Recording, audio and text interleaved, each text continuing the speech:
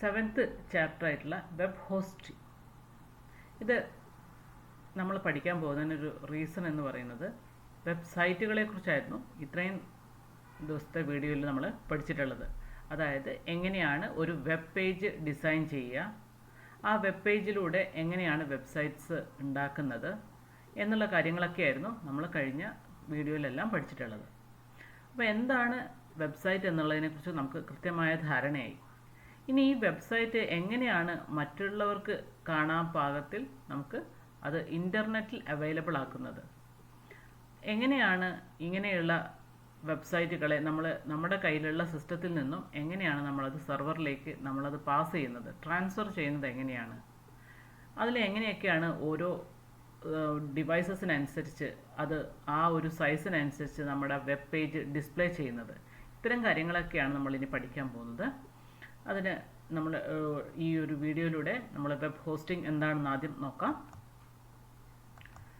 Web hosting is the services of providing storage space in a web server to serve file for a website to be made available on the internet. Web hosting എന്നതുകൊണ്ട് ഉദ്ദേശിക്കുന്ന ഒരു സർവീസാണ്. ആ service എന്ന് ഉദ്ദേശിച്ചത് എന്താണെന്ന് വെച്ചാൽ നമ്മുടെ കയ്യിൽ നമ്മൾ ഉണ്ടാക്കി വെച്ചിട്ടുള്ള വെബ്സൈറ്റുകളെ നമുക്ക് വെബ് സെർവറിലേക്ക് സ്റ്റോർ ചെയ്യണം. അതിന് അവിടെ ഒരു സ്റ്റോറേജ് സ്പേസ് നമുക്ക് ആവശ്യമാണ്. അപ്പോൾ സെർവറിൻ്റെ അകത്ത് അങ്ങനെ ഒരു സ്റ്റോറേജ് സ്പേസ് കിട്ടുകയും അതിന് ആവശ്യമായിട്ടുള്ള എല്ലാ സജ്ജീകരണങ്ങളും അവിടെ ലഭിക്കുകയും ചെയ്യുന്നതിന് നൽകുന്ന ആ ഒരു സർവീസിനെയാണ് നമ്മൾ എന്ത് പറയുന്നത്, വെബ് ഹോസ്റ്റിംഗ് എന്ന് പറയുന്നത്. അത് അങ്ങനെ നമ്മൾ ഒരു സ്റ്റോറേജ് സ്പേസ് വെബ് സെർവറിൽ സേവ് ചെയ്യുകയും അവിടെ നമ്മുടെ ഫയൽസുകൾ അപ്ലോഡ് ചെയ്യുകയും ചെയ്തു കഴിഞ്ഞാൽ അത് ഇൻ്റർനെറ്റിൽ അവൈലബിൾ ആകുന്നു. ഇതിനെയാണ് നമ്മൾ വെബ് ഹോസ്റ്റിംഗ് എന്ന് പറയുന്നത്. അപ്പോൾ അതിൻ്റെ ഡെഫിനിഷനാണ് ഇവിടെ എഴുതിയിട്ടുള്ളത്. Web hosting is the services of providing storage space in A web server to serve files for website to be made available on the internet. Company that provide web hosting services are web host. അപ്പോൾ ഇത് നമുക്ക് എല്ലാവർക്കും കയറി അങ്ങ് ചെയ്യാൻ പറ്റുന്ന ഒരു കാര്യമല്ല. അപ്പോൾ എങ്ങനെയാണത് നമുക്ക് ആ ഒരു സെർവർ സ്പേസ് നമുക്ക് കിട്ടുന്നതെന്നുള്ളതാണ് പറയുന്നത്. അങ്ങനെ നമുക്ക് കുറേ കമ്പനീസ് അത് വെബ് ഹോസ്റ്റിങ്ങിന് വേണ്ടിയിട്ടുള്ള ഒരു സർവീസസ് പ്രൊവൈഡ് ചെയ്യുന്നുണ്ട്. അവരെ നമ്മൾ വിളിക്കുന്ന പേരാണ് വെബ് ഹോസ്റ്റ് എന്ന്. അപ്പോൾ ഹോസ്റ്റിംഗ് എന്ന് പറഞ്ഞാൽ സർവീസസിനെയും നമ്മൾ കമ്പനി പ്രൊവൈഡ് ചെയ്യുന്ന കമ്പനീസിനെ നമ്മൾ വെബ് ഹോസ്റ്റ് എന്നുമാണ് പറയുന്നത്. Web host on and manage web servers. അത് പല രീതിയിൽ നമുക്ക് ഇങ്ങനെ വെബ് സെർവറുകളെ മാനേജ് ചെയ്യാൻ പറ്റും. അതായത് നമ്മൾ ഉണ്ടാക്കുന്ന വെബ് സെർവറുകൾ പല രീതിയിലുള്ള ഉണ്ട്. അത് ഏതൊക്കെ ടൈപ്പ് ഓഫ് വെബ് ഹോസ്റ്റിംഗ് ആണെന്നുള്ളത് നമുക്ക് പഠിക്കാം. These web servers offers uninterrupted internet connectivity. നമുക്കറിയാം നമ്മുടെ ഒരു സെർവർ പേജസ് അല്ലെങ്കിൽ ഒരു വെബ്സൈറ്റ് നമ്മൾ എടുത്തു കഴിഞ്ഞാൽ നമ്മൾ ഏത് സമയത്ത്, അത് മോർണിംഗിലാണെങ്കിലും നൈറ്റിലാണെങ്കിലും ഏത് സമയത്ത് നമ്മൾ എടുത്ത് നോക്കുകയാണെങ്കിലും അത് എപ്പോഴും അവൈലബിൾ ആയിരിക്കും അല്ലേ. അല്ലാത്ത സെർവറിന് എന്തെങ്കിലും കംപ്ലയിൻറ്റ്സ് ഉണ്ടാവുകയാണെങ്കിൽ മാത്രമേ അത് കിട്ടാതെ വരുന്നുള്ളൂ. ബാക്കി എല്ലാ സമയത്തും നമുക്ക് കൃത്യമായിട്ട് അത് ലഭിക്കുന്നുണ്ട്. അപ്പോൾ അതിൻ്റെ അർത്ഥം ആ ഒരു വെബ് സെർവർ നമ്മളെ വെബ്സൈറ്റിൽ നമ്മൾ വെബ്സൈറ്റ് വെച്ചിട്ടുള്ള ആ ഒരു വെബ് സെർവർ എപ്പോഴും ഇൻ്റർനെറ്റ് കണക്ടിവിറ്റി ഉണ്ടായിരിക്കും എന്നുള്ളതാണ് ആദ്യത്തെ ഒരു കാര്യമായിട്ട് പറയാനുള്ളത്. Software packages for offering additional services such as databases and support programming language such as PHP, Java, ASP.NET. അപ്പോൾ നമുക്കറിയാവുന്ന കാര്യമാണ്, നമ്മളൊരു വെബ്സൈറ്റ് ഉണ്ടാക്കുക എന്ന് പറയുന്നത് നമ്മളിപ്പോൾ ചെയ്തിട്ടുള്ളത് വെബ്സൈറ്റിൻ്റെ ഡിസൈനിങ് ആണ് ശരിക്കും ചെയ്തു വെച്ചിട്ടുള്ളത്. അതായത് പല രീതിയിൽ അത് എങ്ങനെയൊക്കെ ഡിസൈൻ ചെയ്യാം എന്നുള്ളതിനെക്കുറിച്ചാണ്. അതിലേക്കൊരു പ്രോഗ്രാമിംഗ് ആപ്ലിക്കേഷൻ കൊടുക്കാൻ തുടങ്ങിയിട്ടില്ല. അത് കൊടുക്കാൻ വേണ്ടി നമ്മൾ PHP, Java, ASP.NET പോലത്തെ ലാംഗ്വേജസ് ഒക്കെ നമുക്ക് ഉപയോഗിക്കാൻ പറ്റും. അങ്ങനെ ലാംഗ്വേജസ് ഒക്കെ ഉപയോഗിച്ച് നമ്മളൊരു പ്രോഗ്രാമിംഗ് ലാംഗ്വേജസ് ഒക്കെ ഉപയോഗിച്ച് നമ്മളൊരു വെബ്സൈറ്റ് ഒക്കെ ക്രിയേറ്റ് ചെയ്ത് കഴിഞ്ഞ് അത് കൃത്യമായിട്ട് നമ്മൾ ഏത് ഓപ്പറേറ്റിംഗ് സിസ്റ്റത്തിലാണ് വർക്ക് ചെയ്യുക എന്ന് നോക്കിയതിന് ശേഷം നമ്മൾ കൃത്യമായിട്ട് അതെല്ലാം അറിഞ്ഞതിന് ശേഷമാണ് നമ്മളൊരു വെബ് സെർവർ എടുക്കുന്നത്. ആ വെബ് സെർവർ എടുത്തു കഴിഞ്ഞു കഴിഞ്ഞാൽ നമ്മുടെ ഫയൽസൊക്കെ അതിൽ അപ്ലോഡ് ആയി കഴിഞ്ഞാൽ അത് പിന്നീട് നമ്മൾ ആ ഒരു സ്റ്റോറേജ് സ്പേസിനെ കുറിച്ച് നമ്മൾ ചിന്തിക്കേണ്ട ആവശ്യമില്ല, അത് ഇൻ്റർനെറ്റിൽ അവൈലബിൾ ആയിക്കോളും. അപ്പോൾ അതെങ്ങനെയാണ് വെബ് ഹോസ്റ്റിംഗ് നമ്മൾ തിരഞ്ഞെടുക്കേണ്ടത്, ഏത് തരം വെബ് സെർവറാണ് ഒരു സാധാരണ യൂസർ മനസ്സിലാക്കി അത് ഏത് ടൈപ്പാണ് ഞാൻ ചെയ്തിട്ടുള്ള വെബ്സൈറ്റ് എന്ന് മനസ്സിലാക്കിയിട്ട് വേണം നമ്മൾ വെബ് ഹോസ്റ്റിങ്ങിനെ തിരഞ്ഞെടുക്കാൻ വേണ്ടി. അപ്പോൾ അതാണ് ഇവിടെ പറയാൻ പോകുന്നത്, type of web hosting. Web hosting പല തരത്തിലുണ്ട്. അപ്പോൾ അത് ഏതൊക്കെയാണ്, എന്തിനെ ബേസ് ചെയ്തിട്ടാണ് നമ്മൾ ആ ടൈപ്പിനെ തരംതിരിച്ചിരിക്കുന്നത് നോക്കാം. The amount of space needed for hosting. അപ്പോൾ ഒരു വെബ്സൈറ്റ് ഉണ്ടാക്കുമ്പോൾ നമ്മൾ ഏറ്റവും ആദ്യം അറിഞ്ഞിരിക്കേണ്ടത് എത്ര സൈസ് നമ്മുടെ വെബ്സൈറ്റിന് ഉണ്ടായിരിക്കും. അത് നമ്മളിപ്പോൾ എന്ത് കാര്യം ചെയ്യുകയാണെങ്കിലും, ഒരു CD വലിയ നമ്മൾ സ്റ്റോർ ചെയ്യുകയാണെങ്കിൽ പോലും നമ്മൾ ആദ്യം അറിഞ്ഞിരിക്കണം നമ്മുടെ കയ്യിലുള്ള ഫയലിൻ്റെ സൈസ് എത്ര വരെ വരാം. അതുപോലെ ആയിരിക്കണം നമ്മളൊരു വെബ്സൈറ്റ് ഉണ്ടാകുമ്പോൾ amount of space needed for hosting. അപ്പോൾ ഇത് ഫയൽ സൈസ് മാത്രം നോക്കിയാൽ പോരാ, ഈ സ്പേസ് എന്ന് ഉദ്ദേശിച്ചത് കൊണ്ട്. ഇവിടെ നോക്കേണ്ടത് നമ്മൾ ചിലപ്പോൾ ആ ഒരു വെബ്സൈറ്റിലേക്ക് എന്തെങ്കിലും കണ്ടന്റുകൾ അപ്ലോഡ് ചെയ്യാൻ പറയുന്ന ഒരു വെബ്സൈറ്റ് ആണെങ്കിൽ ഒരുപാട് പേര് രജിസ്റ്റർ ചെയ്യുമ്പോൾ ആ ഒരു ഇമേജസോ അല്ലെങ്കിൽ എന്തെങ്കിലും ഫയലുകളോ അപ്ലോഡ് ചെയ്യുന്നുണ്ടെങ്കിൽ അതിൻ്റെ സൈസ് അടക്കം നമ്മൾ മനസ്സിൽ കണ്ടിട്ട് വേണം ആ ഒരു സ്പേസ് എടുക്കുമ്പോൾ സെർവർ സ്പേസ് എടുക്കുമ്പോൾ നമ്മൾ ശ്രദ്ധിക്കേണ്ട ഒരു കാര്യമാണ് അതൊക്കെ. Number of visitors expected to visit the website. നമ്മളെപ്പോഴും അനുഭവിക്കുന്ന ഒരു പ്രയാസമാണ്, റിസൾട്ടൊക്കെ പബ്ലിഷ് ചെയ്യുന്ന സമയത്ത് നമുക്ക് അനുഭവിക്കുന്ന പ്രയാസമാണ് നമ്മുടെ സെർവർ അങ്ങ് ഡൗൺ ആയിട്ട് നമുക്ക് ഇൻ്റർനെറ്റ് അവൈലബിലിറ്റി നല്ല കൃത്യമായിട്ടുണ്ട്, പക്ഷേ നമുക്ക് കിട്ടുന്ന സൈറ്റിന് സെർവർ നോട്ട് ഡിസ്പ്ലേ എന്നുള്ള ഒരു മെസ്സേജ് കിട്ടിക്കൊണ്ടിരിക്കുന്നത്. അത് ഉണ്ടാവാനുള്ള റീസൺ അറ്റ് എ ടൈം ഒരുപാട് പേര്, ഒരു മിനിമം എമൗണ്ട് ഓഫ് ആൾക്കാരിൽ നിന്നും അതിൻ്റെ 4 ഇരട്ടി ആൾക്കാർ ഒരേ സമയം അത് സെർവറിനെ ആക്സസ് ചെയ്യാൻ ശ്രമിക്കുമ്പോൾ ആ സെർവർ സ്വാഭാവികമായിട്ടും ഡൗൺ ആയി പോകും. അപ്പോൾ നമ്മൾ സൈറ്റ് ഉണ്ടാക്കുമ്പോൾ ഏകദേശം എത്രത്തോളം ആളുകൾ അതിന് വരും എന്നുള്ളതിൻ്റെ ഒരു ഏകദേശ രൂപം നമുക്ക് ഉണ്ടായിരിക്കണം. Number of visitors expected to visit the website. കറക്റ്റായിട്ട് നമുക്ക് അത് ഐഡൻറ്റിഫൈ ചെയ്യാൻ പറ്റില്ല ആ സമയത്ത്, പക്ഷേ എന്നാൽ പോലും നമ്മുടെ സൈറ്റിൻ്റെ ആ ഒരു ഇതിനനുസരിച്ച് എത്ര പേര് ഒരേ സമയം നോക്കും എന്നുള്ളതെന്നൊക്കെ നോക്കിയിട്ട് വേണം നമ്മളൊരു സൈറ്റ് ചൂസ് ചെയ്യേണ്ടത്, അല്ലെങ്കിൽ വെബ് സെർവർ ചൂസ് ചെയ്യേണ്ടത്. The use of resources like database, programming support, etc. അപ്പോൾ നമ്മൾ പിന്നീട് നോക്കേണ്ട കാര്യം നമ്മുടെ ഡാറ്റാബേസ് എത്രത്തോളം വേണം, ഏത് ടൈപ്പ് ഓഫ് ഡാറ്റാബേസ് ആണ് നമ്മൾ യൂസ് ചെയ്തത്, ഏത് പ്രോഗ്രാമിംഗ് ലാംഗ്വേജിലാണ് നമ്മൾ വെബ്സൈറ്റ് സെർച്ച് ചെയ്യാൻ പോകുന്നത്, ആ വെബ്സൈറ്റിൻ്റെ ആ വെബ് പേജിന് അനുസൃതമായിട്ടുള്ള അല്ലെങ്കിൽ ആ ഒരു പ്രോഗ്രാമിംഗ് ലാംഗ്വേജിനെ സപ്പോർട്ട് ചെയ്യുന്ന ഒരു സെർവർ വേണം നമ്മൾ സെലക്ട് ചെയ്യാൻ വേണ്ടിയിട്ട്. The web host provide different type of hosting packages. They can be shared hosting, virtual hosting and dedicated hosting. അപ്പോൾ വെബ് ഹോസ്റ്റിങ്ങിന് നമ്മൾ 3 ടൈപ്പായിട്ടാണ് ഇവിടെ പറഞ്ഞിരിക്കുന്നത്. ഷെയർഡ് ഹോസ്റ്റിംഗ് ഉണ്ട്, വിർച്വൽ ഹോസ്റ്റിംഗ് ഉണ്ട്, ഡെഡിക്കേറ്റഡ് ഹോസ്റ്റിംഗ് ഉണ്ട്.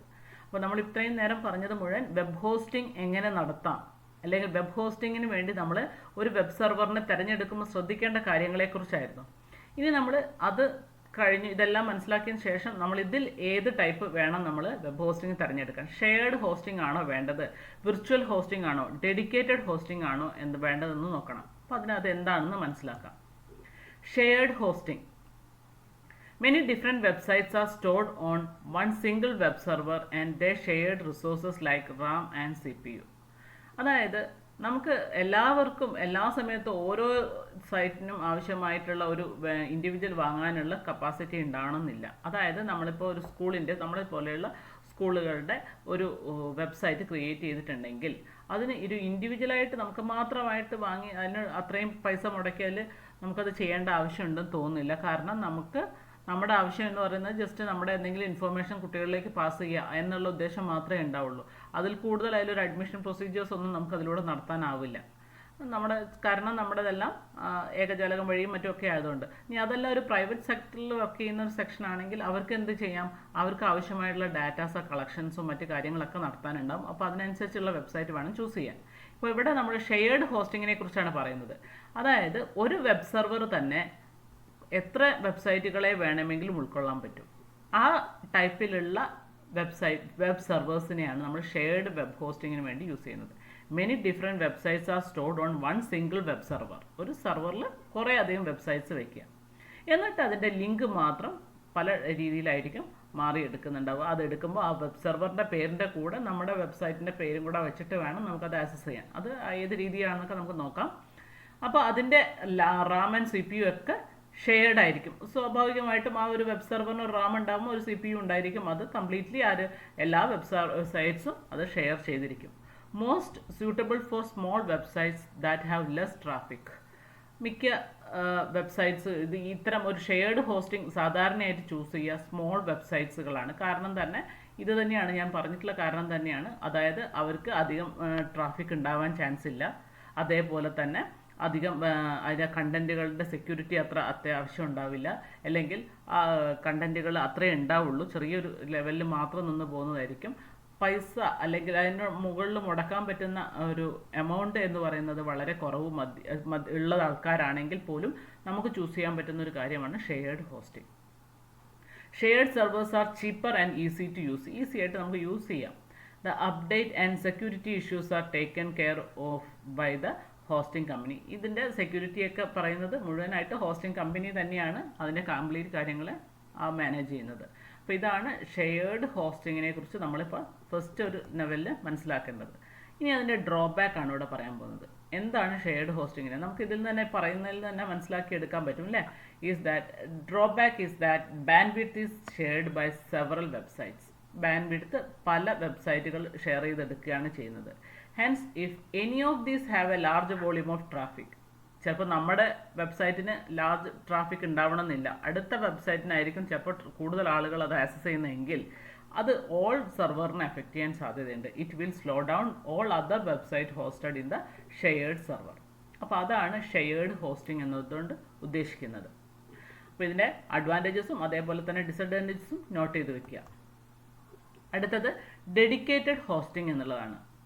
The client leases the entire web server and all its resources. It is not shared. അതാണ് ഇവിടെ ശ്രദ്ധിക്കേണ്ടത്. It is not shared.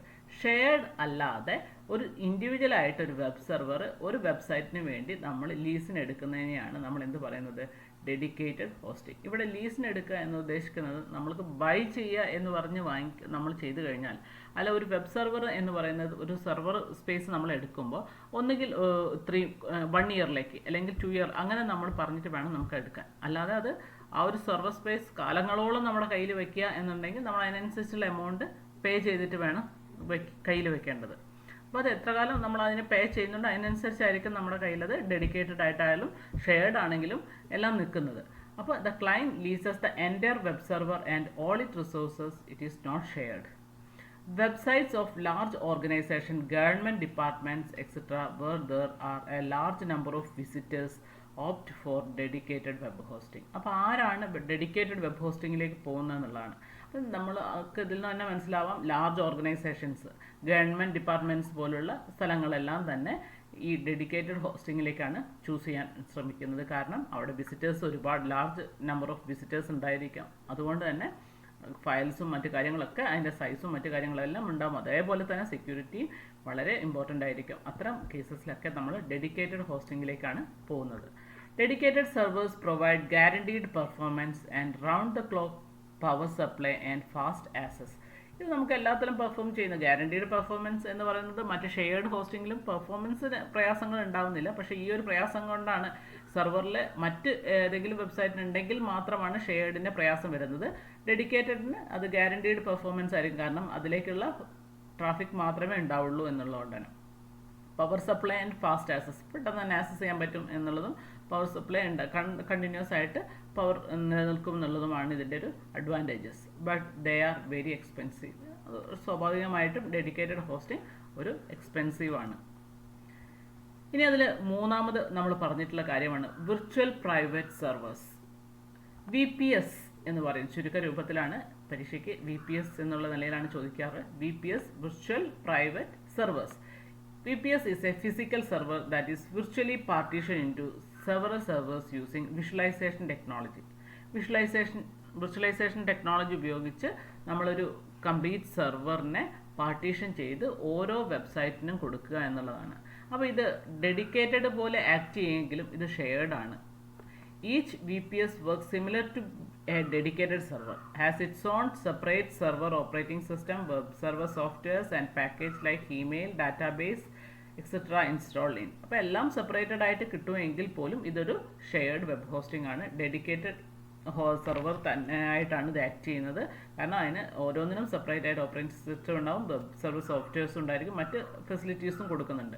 It provide dedicated amount of Ram for each virtual web server. എത്രയാണോ നമ്മൾ ആവശ്യപ്പെടുന്നത് അതിനനുസരിച്ചുള്ള റാമും അതിന് കൊടുക്കുന്നുണ്ട്. ഓരോ വിർച്വൽ പ്രൈവറ്റ് സെർവേഴ്സിലുള്ള വെബ്സൈറ്റ്സുകൾക്കും കൊടുക്കുന്നുണ്ട് എന്നുള്ളതാണ് ഇതിൻ്റെ പ്രത്യേകത. VPS hosting provide dedicated bandwidth to each websites on the server. നമ്മളിപ്പോൾ പറഞ്ഞിട്ടുള്ള കാര്യം. This type of hosting is suitable for websites that require more features than the provided by the shared hosting. ഇത് എപ്പോഴാണ് choose ചെയ്യുക, എന്തിനാണ് virtual private servers use ചെയ്യുന്നത് എന്നുള്ള ആൻസറാണ് ഇവിടെ കൊടുത്തിരിക്കുന്നത്. നമുക്ക് ചിലപ്പോൾ ഷെയർഡിനേക്കാൾ കൂടുതലായിട്ട് നമുക്കത് ആവശ്യമുള്ള ഫീച്ചേഴ്സ് വേണമെന്നുണ്ടെങ്കിലും പക്ഷെ നമുക്ക് ഡെഡിക്കേറ്റഡിലേക്ക് നമുക്ക് ചൂസ് ചെയ്യാൻ പറ്റുന്നില്ല എന്നുള്ള ഘട്ടങ്ങളിലാണ് നമ്മൾ വിർച്വൽ പ്രൈവറ്റ് സെർവേഴ്സിലേക്ക് പോകുന്നത്. But does not require all features of dedicated hosting. എല്ലാം ഡെഡിക്കേറ്റഡ് ഫീച്ചേഴ്സും കൊടുക്കുന്നില്ല എങ്കിൽ പോലും ഷെയർഡിനേക്കാൾ കൂടുതൽ ഫീച്ചേഴ്സ് എന്തിനു കൊടുക്കുന്നുണ്ട്? വിർച്വൽ പ്രൈവറ്റ് സെർവേഴ്സിന് കൊടുക്കുന്നുണ്ട്. VPS provide almost the same services at a lesser cost than that of dedicated hosting. Dedicated ഹോസ്റ്റിങ്ങിനേക്കാളും കുറഞ്ഞ എമൗണ്ടിൽ നമുക്കത് ആക്സസ് ചെയ്യാൻ പറ്റും എന്നുള്ളതാണ് VPSന്റെ പ്രത്യേകത. Some popular server virtualization softwares are VMware and FreeVPS etc. ഇത് രണ്ടുമാണ് സാധാരണയായിട്ട് യൂസ് ചെയ്യുന്ന VPS സെർവേഴ്സ് ആയിട്ട് ഉള്ള സോഫ്റ്റ്വെയർ, വിർച്വലൈസേഷൻ സോഫ്റ്റ്വെയർസ് ആയിട്ട് യൂസ് ചെയ്യുന്നത്.